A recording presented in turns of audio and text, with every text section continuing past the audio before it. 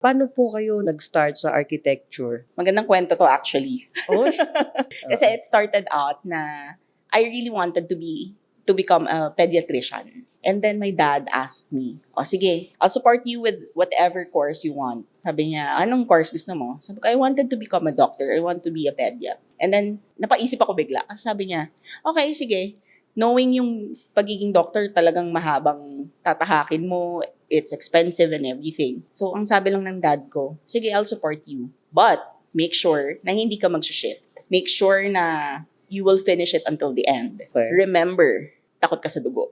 That time, sobrang takot ako sa dugo. Kasi nangihimatay ako sa sa makakita ng dugo. So, that made me rethink yung dream ko. So, nung time na yon, I was thinking, bakit ba gusto ko maging pedia? Is it because I really love treating people, healing people?